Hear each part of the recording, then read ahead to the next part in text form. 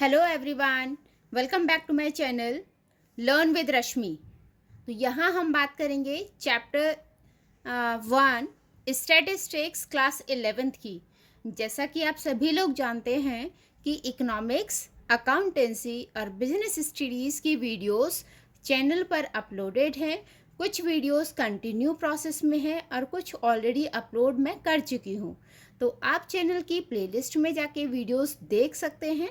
मेरा इस चैनल पर मोटिव होता है कि आपको वीडियोस इजी लैंग्वेज में बनाना और उन्हें ट्रिक्स के साथ आपके लिए प्रेजेंट करना। तो यहाँ चैप्टर आपको इजी लैंग्वेज में समझाया जाता है विद ट्रिक्स के साथ। तो ट्रिक्स के साथ आप आराम से लर्न कर सकते हैं, एग्ज़ाम्स में अपने आप को प्रेजेंट कर सकते हैं, जिससे आप अच्छे मार्क्स ले आएंगे। ठीक है, तो चलिए शुरू करते हैं स्टैटिस्टिक्स चैप्टर 1 क्लास 11। तो यहाँ पर हमारा फर्स्ट टॉपिक है इकोनॉमिक्स इंट्रोडक्शन। ठीक है, इंट्रोडक्शन में हम बात करेंगे कुछ बेसिक टर्म्स की, जैसे इकोनॉमिक्स क्या है। इकोनॉमिक्स, पहले मैं आपको ये डेफिनेशन बता देती हूँ, एनसीईआरटी बुक से लिया है, उसके बाद मैं इसे एक्सप्लेन कर दूंगी। तो इकोनॉमिक्स है क्या? The study of how people and society choose to employ scarce resources they could have alternative uses in order to produce various commodities that satisfy their wants and to distribute them for consumption among various persons and groups in the society. अब ये क्या बता दिया madam ने? ठीक है, चलिए। The study of how people and society choose to employ scarce resources, मतलब ये स्टडी करना कि लोग या सोसाइटी स्केयर्स रिसोर्सेस को कैसे चूज करते हैं। स्केयर्स रिसोर्सेस मतलब जो रिसोर्सेस हमारे पास कम है ना। ये आपने इकोनॉमिक्स में पढ़ाई है। स्टार्टिंग से हम ये बातें करते हुए चलते हैं कि हमारे पास जो वांट्स हैं वो अनलिमिटेड हैं, लेकिन जो रिसोर्सेस हैं वो लिमिटेड हैं, राइट। तो स्केर्स रिसोर्सेस को कैसे चूज करना है, क्योंकि उनके ऑल्टरनेटिव यूज होते हैं। तो ऑल्टरनेटिव यूज के साथ उनका कहाँ पर हम उनका बेस्ट यूज करें, उनसे बेस्ट प्रोड्यूस करें अलग अलग कमोडिटीज के साथ, ताकि हम वांट्स को सेटिस्फाई कर पाएँ और उन्हें डिस्ट्रीब्यूट कर पाएँ कंजप्शन पर्पस के लिए। ठीक है, तो रिसोर्सेज को एफिशिएंटली चूज करना ताकि हम उनका बेस्ट पॉसिबल वे में यूज़ कर पाएँ, बेस्ट प्रोड्यूस कर पाएँ और लोगों तक उसे कंजप्शन पर्पस के लिए डिस्ट्रीब्यूट कर पाएँ। ये होती है स्टैटिस्टिक्स, जिसको अल्फ्रेड मार्शल ने बहुत ईजी लैंग्वेज में बोला था कि the study of man in ordinary business of life, कि उसके जो ऑर्डिनरी बिजनेस है ना, जो ऑर्डिनरी लाइफ है मैन की, उसको स्टडी करना कि जो इंसान है वो अपनी ऑर्डिनरी लाइफ में कैसे बिहेव करता है, कैसे रिएक्ट करता है, कैसे रहता है, तो उसे स्टडी करना। वही क्या है आपकी इकोनॉमिक्स। ठीक है, बाद में बात करते हैं कंज्यूमर कौन है? कंज्यूमर जो भाई सामान खरीद रहे हैं कंज्यूम करने के लिए, अपनी नीड को सेटिस्फाई करने के लिए, वही कंज्यूमर है। तो who consume goods and services for satisfaction of his wants, जो अपनी सेटिस्फैक्शन के लिए या अपनी फैमिली मेंबर्स के सेटिस्फैक्शन के लिए गुड्स को कंज्यूम करता है, उन्हें क्या बोलते हैं? कंज्यूमर। अगर हम आगे बात करें कंजप्शन की, तो कंजप्शन क्या होते हैं? Consumption, the process of using up utility value of goods and services for direct satisfaction of our wants. हमारी wants को, हम अपनी wants को satisfy करने के लिए, अपनी ज़रूरतों को पूरी करने के लिए जिस commodity को consume करते हैं, वही क्या है? Consumption। जिस भी सामान को, जिस भी goods या services को हम अपनी ज़रूरतें पूरी करने के लिए consume करते हैं, उसी को बोलते हैं consumption। नेक्स्ट आता है प्रोड्यूसर मतलब जो इन चीज़ों को बनाएगा, है ना। तो producer who produce goods and services for the generation of income, जो इनकम जनरेट करने के लिए, पैसे कमाने के लिए गुड्स एंड सर्विसेज को प्रोड्यूस करता है, बनाता है, उसे क्या बोलेंगे? प्रोड्यूसर। अगर मैं बात करूँ प्रोडक्शन की, तो प्रोडक्शन क्या होता है? प्रोडक्शन वो पर्पस जिससे रॉ मटेरियल्स को फिनिश्ड गुड्स में या यूजफुल गुड में कन्वर्ट किया जाता है। तो वो प्रोसेस जिससे रॉ मटेरियल्स को फिनिश्ड गुड्स में या यूजफुल थिंग्स में कन्वर्ट किया जाता है, उसे बोलते हैं प्रोडक्शन। फाइन। नेक्स्ट हमारे पास सेविंग। सेविंग क्या है? सेविंग इनकम का वो पार्ट जो मैंने कंज्यूम नहीं किया। तो part of income which is not consumed, ये क्या हो गया मेरा? सेविंग, बचत। इन्वेस्टमेंट, इन्वेस्टमेंट मतलब ऐसी जगह पैसे यूज करना जहां से मुझे वापस पैसा मिल सके, है ना। जैसे क्या करते हैं बहुत सारे लोग, पैसा ब्याज पर दे देते हैं ना, कि ब्याज से वो वापस मिलता रहेगा, है ना। आपने ब्याज पर पैसा दिया और ब्याज आप कमा रहे हैं उस पैसे से, तो वो भी क्या है? इन्वेस्टमेंट। तो इन्वेस्टमेंट मतलब ऐसी चीज पर पैसा खर्च करना जहां से वो पैसा आपके पास वापस आता रहे, आप और पैसा कमाते रहें, है ना। तो expenditure by producer on purchase of such asset which help to generate income. तो इनकम जनरेट करने के लिए जो भी हम एक्सपेंसेस करते हैं या प्रोड्यूसर एक्सपेंसेस करता है, जिन एसेट्स को खरीद लेता है, एसेट्स को खरीदने के लिए जो पैसे खर्च करता है, जैसे एसेट मतलब अपनी प्रॉपर्टी, जैसे लैंड, मशीन, फर्नीचर, है ना। मशीनें खरीदेगा तो मशीन से काम होगा, काम से वो वापस क्या करेगा? उस पैसे को अर्न करेगा, है ना। सामान बनाएगा, बेचेगा, फिर से उस पैसे को कमाएगा। तो ऐसी जगह पैसा खर्च करना जहां से वो उस पैसे को वापस अर्न कर सके, तो उसे बोलते हैं इन्वेस्टमेंट। तो expenditure by producer on purchase of such asset which help to generate income. अब बात कर लेते हैं इकोनॉमिक एक्टिविटीज की। तो इकोनॉमिक एक्टिविटीज क्या है हमारी? इकोनॉमिक एक्टिविटीज है, तो इकोनॉमिक एक्टिविटी मतलब एक ऐसा प्रोसेस जो बेस्ड होता है इनपुट्स पर। इनपुट्स क्या होते हैं? Land, labour, capital and production, जिससे हम किसी भी गुड्स या सर्विसेज का प्रोडक्शन करते हैं। बेसिकली इकोनॉमिक एक्टिविटीज मतलब एक ऐसी एक्टिविटी जो पैसा अर्न करने के लिए की जाती है। पैसा कमाने के लिए आप जो भी एक्टिविटी करते हैं उन्हें बोलते हैं इकोनॉमिक एक्टिविटी।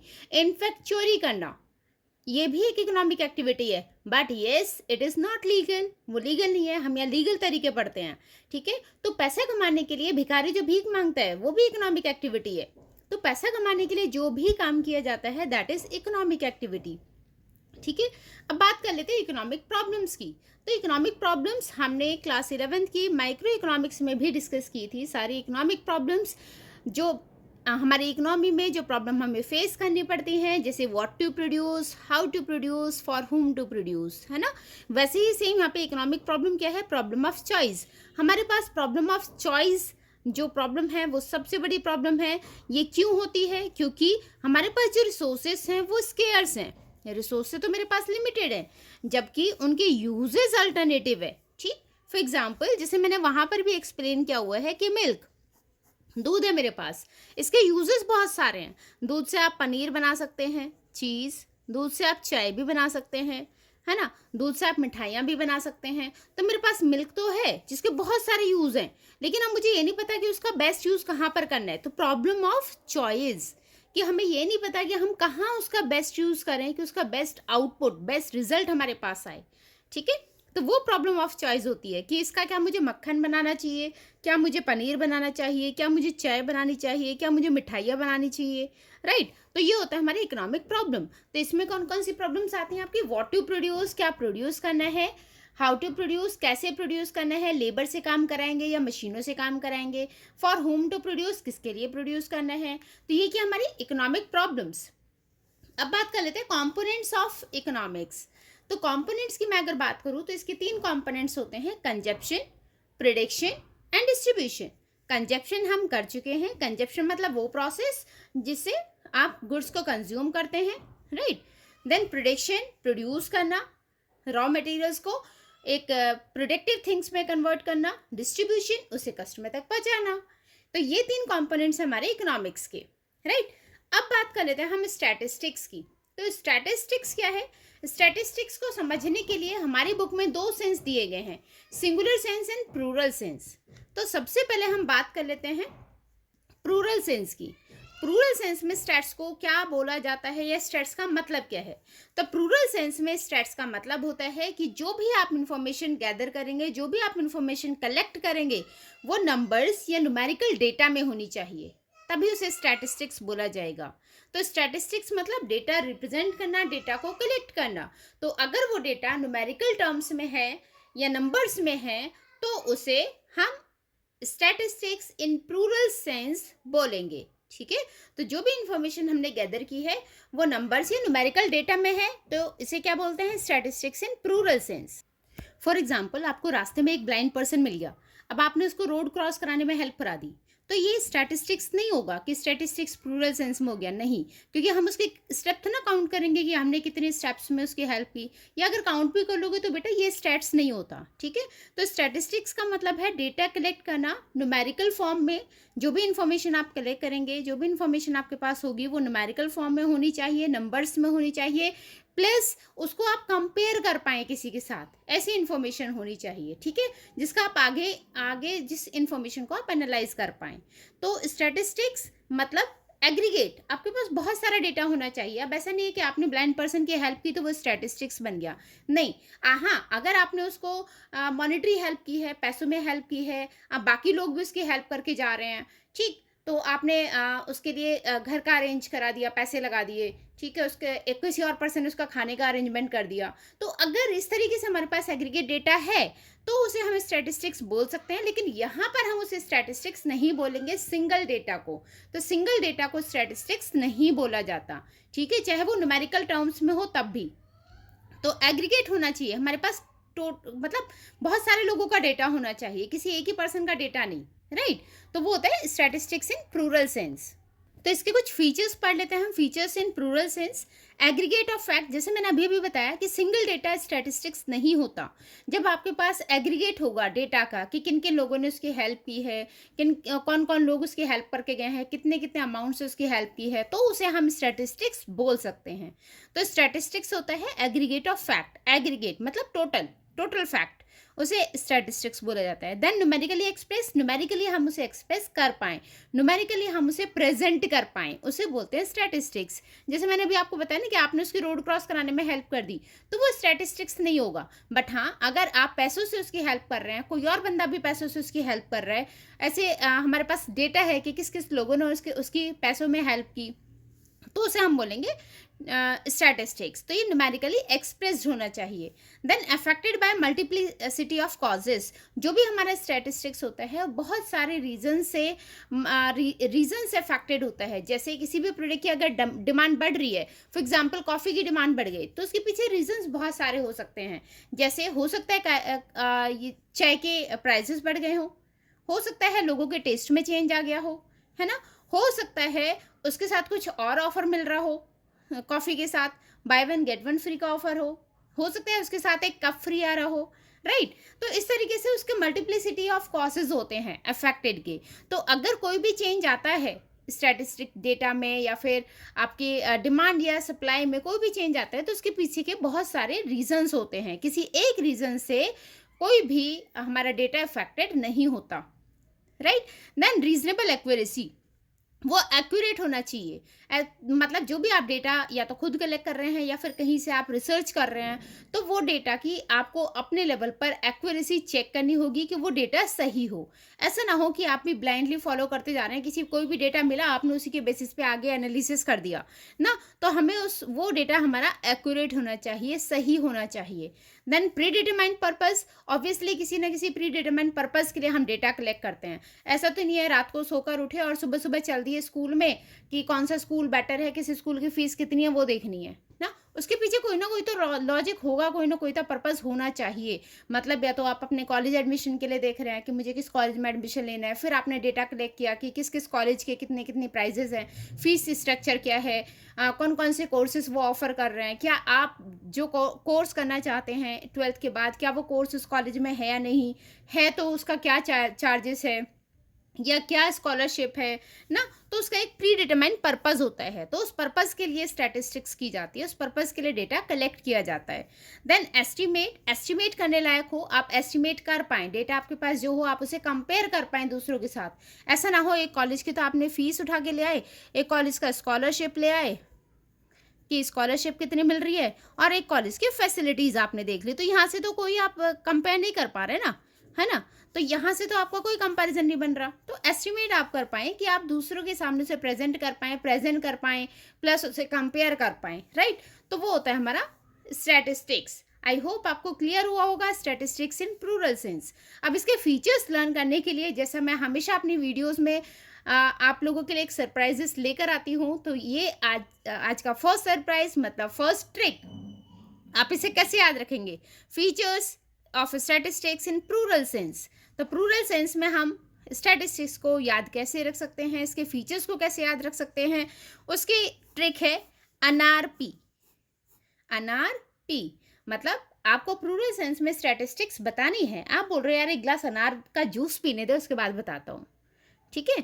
तो प्लूरल सेंस में स्टैटिस्टिक्स आपसे पूछा किसी ने, आप बोल रहे हैं कि एक ग्लास अनार का जूस पी लो, उसके बाद मैं बताता हूँ।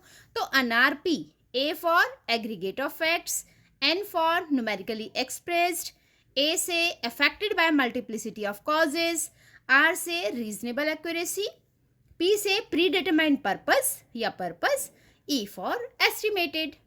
तो यहाँ से एनआरपी कर आपको याद आ जाएगा कि स्टैटिस्टिक्स क्या थी प्लूरल सेंस में। तो ये हमारी ट्रिक जिसे आप याद कर सकते हैं प्लूरल सेंस में। अब वापस मुड़ते हैं स्टैटिस्टिक्स इन सिंगुलर सेंस। सिंगुलर सेंस में स्टैटिस्टिक्स होता है वो टेक्निक्स या मेथड्स जिनके थ्रू हम किसी भी डेटा को कलेक्ट करेंगे, क्लासीफाई करेंगे, इंटरप्रेट करेंगे। मतलब सबसे पहले कलेक्ट करते हैं, फिर ऑर्गेनाइज करेंगे, उन्हें सही से मैनेज करेंगे डेटा को, फिर प्रेजेंट करेंगे उन्हें, प्रेजेंटेशन। देन एनालाइज किया जाता है कि डेटा से क्या रिजल्ट निकल के आया। देन इंटरप्रेट का मतलब होता है बताना, कम्युनिकेट करना। फिर उसे कम्युनिकेट किया जाता है, कैसे आप दूसरों को बता रहे हैं। जैसे फॉर एग्जांपल कोविड केस हुआ था तो डेटा कलेक्ट किया गया था, उसे ऑर्गेनाइज किया गया, प्रेजेंट किया गया कि कितने केसेस बढ़ रहे हैं, कितने रिकवर हो रहे हैं, एनालाइज किया गया वहाँ से, है ना, कि कितने अभी आपको और क्या क्या प्रिकॉशंस यूज़ करने होंगे। फिर उसके बारे में लोगों को बताया गया था, इंटरप्रेट किया गया था। तो कोई भी डेटा कलेक्ट किया जाता है, ऑर्गेनाइज किया जाता है, प्रेजेंट किया जाता है, एनालाइज एंड देन इंटरप्रेट किया जाएगा, ठीक है। तो अगर आप इन सारे स्टेजेस की स्टडी कर रहे हैं तो उसे बोलते हैं स्टैटिस्टिक्स इन सिंगुलर सेंस, ठीक है, इन सिंगुलर सेंस। अब इसको लर्न करने की ट्रिक कि आप सिंगल हैं और आप बोल रहे हैं कि मैं केयर करूंगा, केयर ऑफ पापा आज और इसी टाइम से, ठीक है। आप सिंगल हैं इसलिए आप अपने पापा की केयर करेंगे आज से और इसी टाइम से। तो केयर ऑफ पापा आज और इसी टाइम से। C for collection, O for organisation, P for presentation, A for analysis, I for interpretation, ठीक है। तो यहाँ से आपको याद रहेगा स्टैटिस्टिक्स इन सिंगुलर सेंस।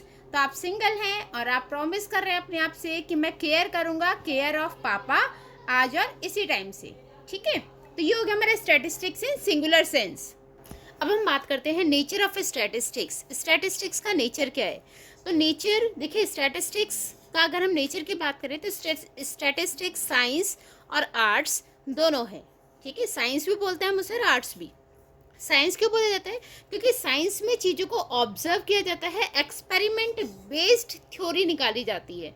तो यहाँ भी हम स्टैट्स में क्या करते हैं? स्टैट्स में भी हम एक्सपेरिमेंट कर रहे हैं, कलेक्शंस कर रहे हैं डेटा का, है ना। तो रियल डेटा को हम ऑब्जर्व कर रहे हैं, उससे हम इंफॉर्मेशन गैदर कर रहे हैं, अपना डेटा बना रहे हैं। तो ये क्या है? साइंस। क्योंकि ये भी कहीं ना कहीं एक्सपेरिमेंट्स और ऑब्जर्वेशन पर ही बेस्ड है।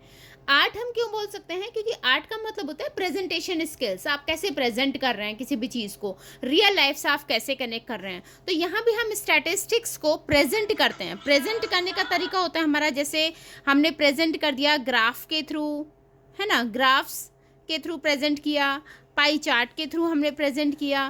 तो यहाँ भी अलग अलग तरीके होते हैं, ग्राफ्स के थ्रू, चार्ट्स के थ्रू हम प्रेजेंट करते हैं डेटा को, राइट। तो स्टैटिस्टिक्स को हम क्या बोल सकते हैं कि स्टैटिस्टिक्स एक आर्ट है। तो स्टैटिस्टिक्स आर्ट और साइंस दोनों है।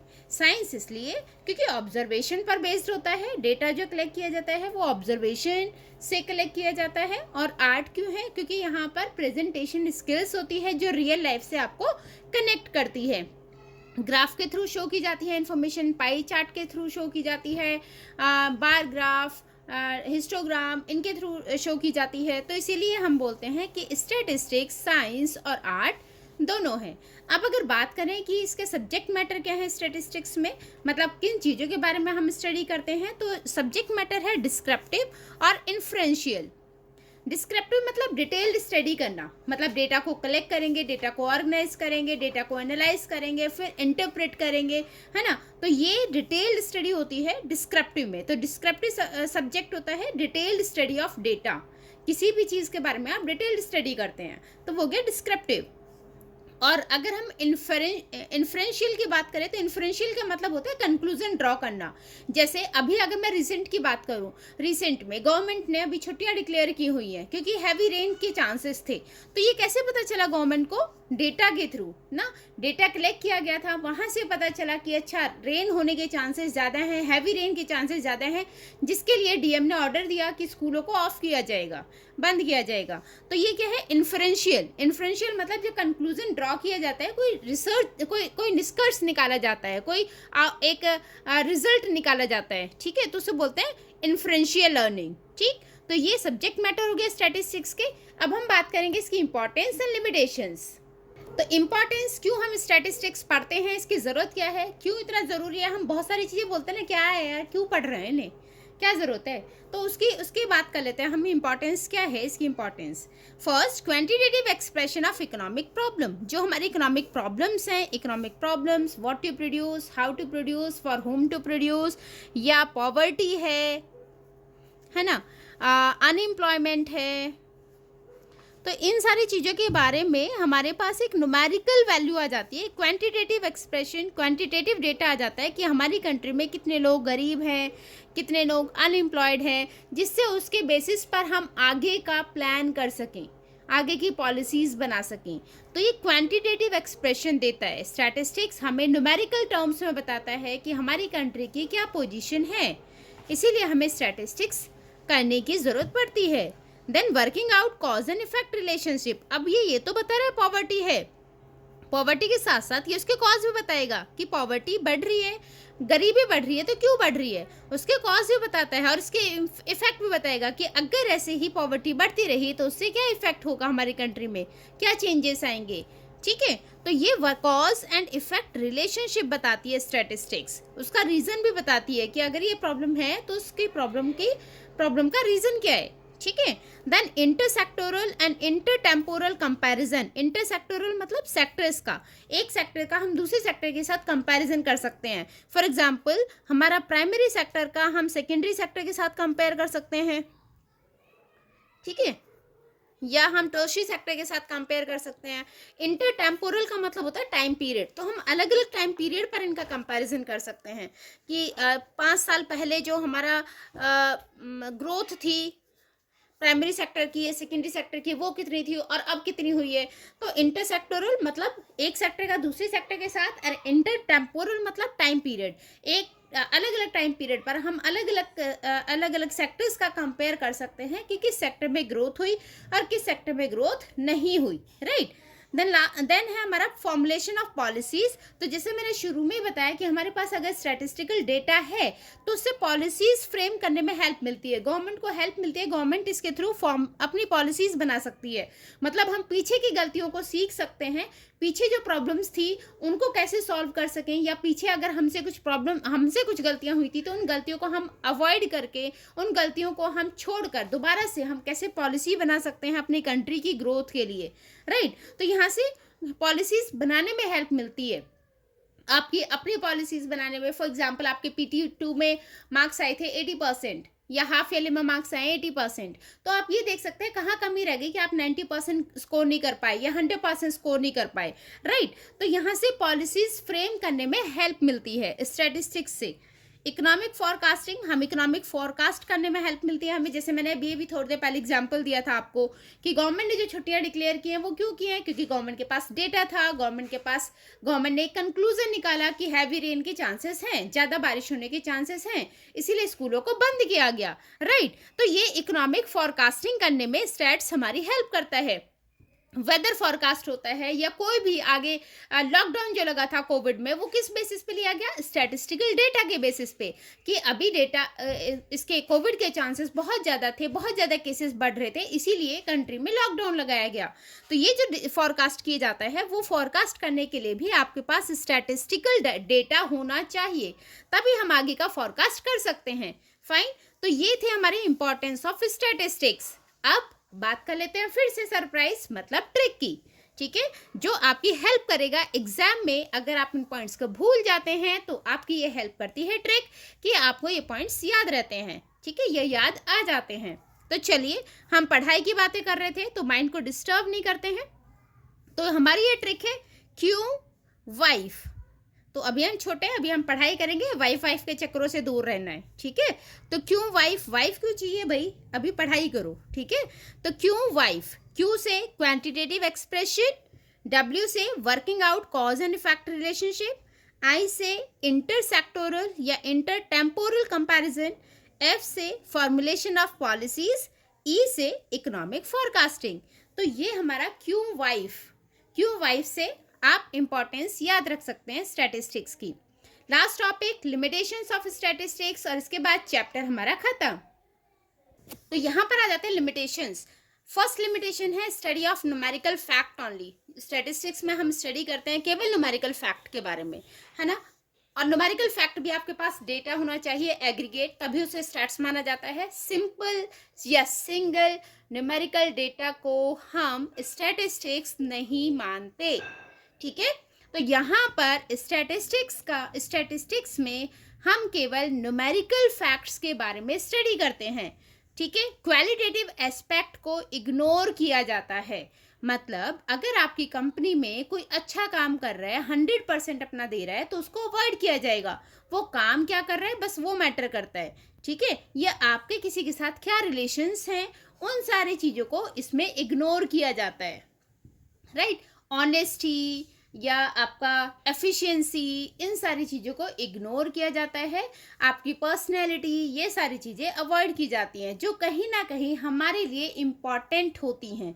बट स्टैटिस्टिक्स में हम केवल न्यूमेरिकल फैक्ट की बात करते हैं, ठीक है। आपका मुझसे क्या रिलेशन है या आपका अपने पार्टनर के साथ क्या रिलेशन है, उन सारी चीज़ों को अवॉइड किया जाता है, ठीक है। तो ये इसके एक लिमिटेशन है। Then study of aggregates only. तो सिंगल डेटा की यहाँ कोई वैल्यू नहीं होती। यहाँ वैल्यू कब होती है?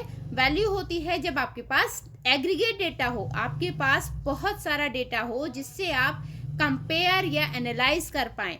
तो सिंगल डेटा की यहाँ वैल्यू नहीं होती। तो स्टडी ऑफ एग्रीगेट्स ओनली, जब आपके पास एग्रीगेट्स होंगे, टोटल डेटा होगा, तभी आप उसे स्टैटिस्टिक्स बोलेंगे। विदाउट रेफरेंस रिजल्ट्स में प्रूव टू बी रॉन्ग। अगर आपने रेफरेंस चेक नहीं किया है तो रिजल्ट्स आपके रॉन्ग हो सकते हैं, ठीक है। जैसे अगर आप LIC का देखेंगे, बाकी पॉलिसीज़ के साथ कंपेयर करेंगे तो LIC आपको उतनी ही ग्रोथ पर मिलेगी जितनी बाकी कंपनी, ठीक है। लेकिन अगर हम पीछे से रेफरेंस चेक करें तो LIC अभी डाउन पर चल रही है। पहले इंक्रीज करती थी लेकिन अभी वो डिक्लाइनिंग पर है, राइट। तो अगर हम रेफरेंस चेक नहीं करेंगे तो आपका जो रिजल्ट है वो रॉन्ग हो सकता है। तो रिजल्ट को एग्जैक्ट करने के लिए, रिजल्ट को सही करने के लिए, चेक करने के लिए हमें रेफरेंस की ज़रूरत होती है। तो बिना रेफरेंस के आपका रिजल्ट रॉन्ग भी हो सकता है। तो ये भी एक लिमिटेशन है हमारे स्टैटिस्टिक्स की। Then prone to misuse. Statistics का डेटा जो भी आप कलेक्ट कर रहे हैं उसका आप देखिए हमें कैसे उसे प्रेजेंट करना है, उसका यूज़ और मिसयूज़ करना हमारे हाथ में है ना। तो उसका मिसयूज़ भी हो सकता है आपके डेटा का, स्टैटिस्टिकल डेटा का, राइट। जैसे आप मूवीज़ में देखते हैं ना कि भाई किसी भी जो मेन हीरो होता है या उसके पापा होते हैं, वो एक इन्वेंट करते हैं, एक इन्वेंशन करते हैं, और बाद में जो अपोजिशन पार्टीज़ होती हैं या विलियंस होते हैं वो उन डेटा को चुरा लेते हैं, राइट। उन फॉर्मूलेस को चुरा लेते हैं। जैसे हमारी क्रिश मूवी थी, है ना। क्रिश मूवी में भी क्या हुआ था, ऋतिक रोशन के फादर ने वो DNA वाला एक जनरेट किया था, एक जिससे फ्यूचर आप देख सकते हैं, लेकिन उसका बाद में क्या हुआ था, मिसयूज़ हुआ था ना। तो स्टैटिस्टिकल डेटा का मिसयूज़ भी हो सकता है। जैसे हम बोलते हैं ना कि बच्चे जो मिट्टी है, मिट्टी से भगवान बनाना या शैतान बनाना हमारे हाथ में है। तो स्टैटिस्टिकल डेटा का मिसयूज़ भी किया जा सकता है, राइट। तो ये भी एक लिमिटेशन है स्टैटिस्टिक्स की कि जो भी डेटा है उसका यूज़ भी हम कर सकते हैं लेकिन मिसयूज़ भी हो सकता है। Then can be used only by expert. कभी कभी बहुत सारी चीज़ें ऐसी होती है जो हमें समझ में नहीं आती कि ये क्या, किस चीज़ का ग्राफ दिखा रहे हैं, क्या शो कर रहे हैं ये। तो कभी कभी ऐसा लगता है कि बहुत सारे लोग ये मानते हैं कि जो स्टैटिस्टिकल डेटा होता है ये केवल एक्सपर्ट्स के लिए होता है, वो केवल एक्सपर्ट समझ पाते हैं, right. Then results are true only on an average. Average basis पर अगर आप रिजल्ट लेते हैं तो वो रिजल्ट आपके सही नहीं आते। जैसे अगर मैं मानूं कि अगर मैं किसी क्लास का PT का रिजल्ट निकालूं, PT2 का, ठीक है, पीरियडिक टेस्ट 2 का रिजल्ट निकालूं, और एवरेज मार्क्स आए हैं हमारे ये 18 आउट ऑफ 20। Average marks. तो इसका मतलब ये तो नहीं कि सारे बच्चों के मार्क्स 18 आए होंगे, है ना? तो ये तो रॉन्ग है। इसकी एक और स्टोरी जो एनसीईआरटी में दी हुई है, वो भी एक फ़नी स्टोरी है कि एक फैमिली थी जिसमें फादर, मदर और 2 बच्चे थे, 2 चिल्ड्रन थे। वो सारे जाते हैं एक बार रिवर क्रॉस करने। तो फादर ने उसका एवरेज डेप्थ निकाली रिवर की, कितनी डेप्थ है, और सबकी हाइट कैलकुलेट कर ली। तो हाइट डेप्थ से ज़्यादा थी। उसे लगा कि सारे आराम से रिवर क्रॉस कर लेंगे। अब जैसे ही रिवर क्रॉस करने गए, वहाँ पर बीच में कहीं पर गहराई ज़्यादा थी और रिवर क्रॉस करते-करते वो उसमें से 2 लोग डूब गए, बच्चे डूब गए, ठीक है? तो यहाँ पर एवरेज अगर हम डेटा लेते हैं, तो एवरेज डेटा स्टैटिस्टिक्स की एक लिमिटेशन है, वो सही प्रूफ नहीं करता। तो केवल एक एवरेज डेटा लेने से आप कोई डिसीजन निकालेंगे तो वो भी एक सही डिसीजंस नहीं होगा, है ना? जैसे मैंने यहाँ पे भी बात की कि P22 के रिजल्ट्स हैं, 18 एवरेज आया है, तो ऐसा थोड़ी ना हर बच्चे का 18 है, राइट? तो ये भी क्या है, एक लिमिटेशन है, ठीक? देन अब इसको फिर से आपके लिए है एक सरप्राइज। और सरप्राइज क्या होता है, ट्रिक। कैसे आप लर्न करेंगे लिमिटेशंस को। तो लिमिटेशंस को याद करने के लिए मैंने ट्रिक बनाई है कि स्क्रीनशॉट विद पीसीआर के साथ आप बड़े स्टाइल में गए और एक स्क्रीनशॉट लिया है, ठीक है? फोटो लिया, उसका स्क्रीनशॉट आपने सेव कर लिया अपने पास। तो स्क्रीनशॉट विद पीसीआर।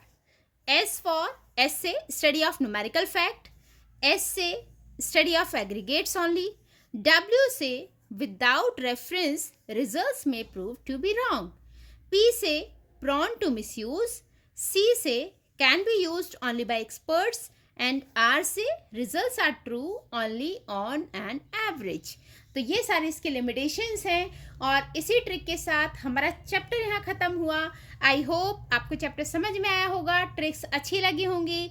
अगर ट्रिक्स अच्छी लगती हैं तो प्लीज़ एक लाइक ज़रूर दीजिए और मुझे मोटिवेट करने के लिए, इंस्पायर करने के लिए लाइक्स करें, कमेंट करें, ताकि मैं आगे और चैप्टर्स के आपके लिए वीडियो लेके आऊँ। वीडियो अच्छी लगी हो तो वीडियो को लाइक किए बिना नहीं जाइए।